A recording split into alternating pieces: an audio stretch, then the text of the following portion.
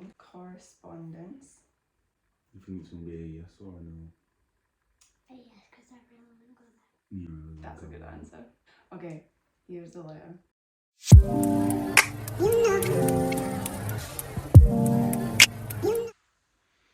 I am pleased to advise that your Teaching Registration Board of Western Australia has considered your application and is satisfied that your requirements. You've been You've granted, been granted provisional registration. Yay! We did it! Yay! Daddy did it. Daddy did it. Daddy did it.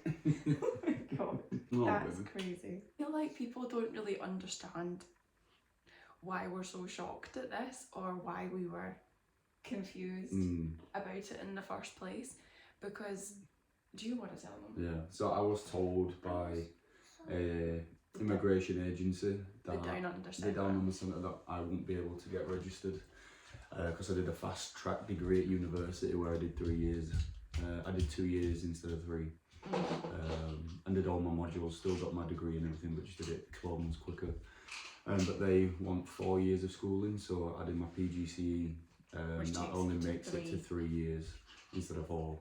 So we got told it won't happen, and now we got told point blank, no. He won't be able to teach in Australia, he won't be able to get a visa, there is no point in proceeding down any route with him as the main applicant. Like, that's what we got told. So I got candy. We were under this impression, like, it's taken us 9 years, 10 years next year to get to this point where we met originally in Sydney and we came back and we knew within the first 24 hours that, like, this was the worst decision ever. We had to go back. And it's taking us this long, and now going through the international teacher pool with WA, they were like, yeah, we're pretty confident about this, and we were like, how can you be confident? We got told that this wasn't going to happen. And now that this has actually been approved, is massive. Like, you can actually teach. You can teach in Australia. I can teach. Who knew that he could teach? You're good. I'm so proud of you. Hi guys. Okay, it's a separate day because this video has been filmed in so many different parts. But the second update that we have the teacher registration approved. We now have sold the house again. But this time it's actually going through. We've got a cash buyer. Yes! We have a cash buyer. We have the surveying happening next Tuesday. So everything is progressing, is ticking along, which didn't happen the first time we sold the house. But this is the best possible buyer that we could have asked for, to be honest, because he is retired, just moved back from America. He could see his daughter's house from one of the bedroom windows because he wants to be close to her and his granddaughter. And yeah, cash buyer, so no chain, nothing like that. Everything, the funds have been approved. So it's all good news. And that also means that we can complete quite quickly on that as well, because at this rate, what we are now waiting for is the job offer. And once that happens, say for instance, Mikey gets offered a job this month and everything goes through, we would literally be leaving in like 6 to 8 weeks, because that takes us up to the end of the year, and we want to be over there in January to settle in before the term date starts at the start of February. So I'm having like a low-key panic attack about that. But this guy will obviously... I just noticed I'm going to match you. Wow. Strong. That guy is just obviously cool as a cucumber about everything. Always. He just doesn't care.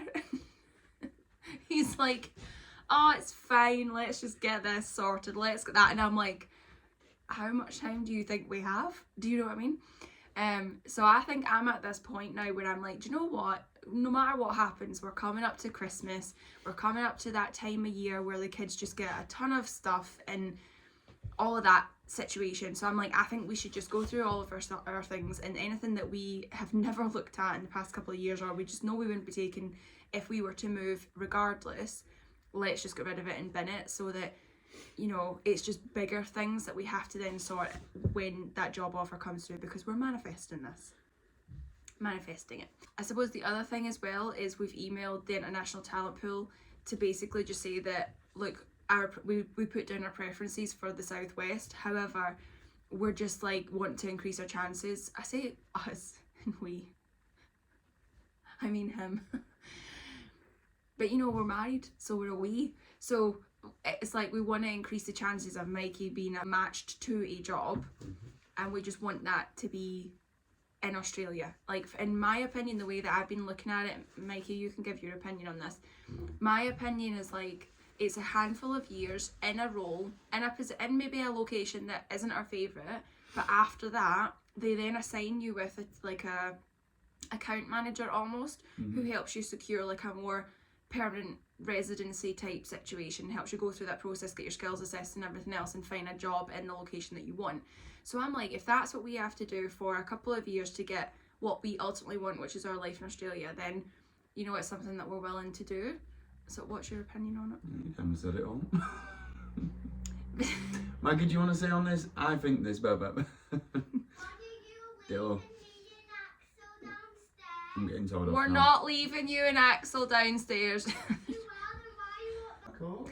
Mikey came up to get the kids' coat because we're going to go to the supermarket. But yeah, that's the update. That's where we're at. It's amazing that we have even got to this point, because honestly, being told by a really well-known visa specialist agency, he is not going to be able to get a visa. He will not even be allowed to teach in the country.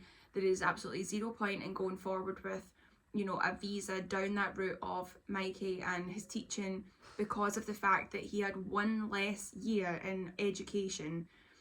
It was so disheartening. I mean, we went down the route last year of me applying for visas. We put in my expression of interest under marketing, did my skills assessment, so I've got, you know, I'm registered with the Marketing Institute in Australia for all of that, which is great anyway, because, you know, that's what I do in my self-employed business. So when I go over to Australia on Mikey's visa, it's like I can use that on my CV to my advantage a little bit, you know what I mean? But we just never heard anything back from that, because it's just not a skill that is receiving a lot of visa invites. So when we found this option, it was almost like a saving grace of like, oh my god, how did we never see this? You know, we thought we'd explored everything. Like, the amount of Googling that I did, I don't know how it never came up that there was an international talent pool. So yeah, it feels really, really nice that we're at this point, and I'm just, oh my god, if I could ask anything of you guys, I know I always say like and subscribe in the video, but pray for us. Manifest this job offer coming up for term 1 for 2025, because we've sold the house now. Do you know what I mean? I know we can back out, I know all that, but I don't want to. I'm like, the teaching registration is there, the house is sold with the best possible kind of buyer that we could ask for. Now we just need the job offer. Then I can let the kids know, like Ella's school, know that she's going to be leaving the country. She keeps asking me, Mum, how many sleeps until we're moving to Australia? We're just at that point now. But yeah, this is all good news. I'm so happy that we finally have an update. Oh, it's happening. Okay, I'm going to leave it here. Honestly, like this video, subscribe to the channel if you haven't already. I will see you in the next one. Bye. Say bye. Bye. Bye, YouTube.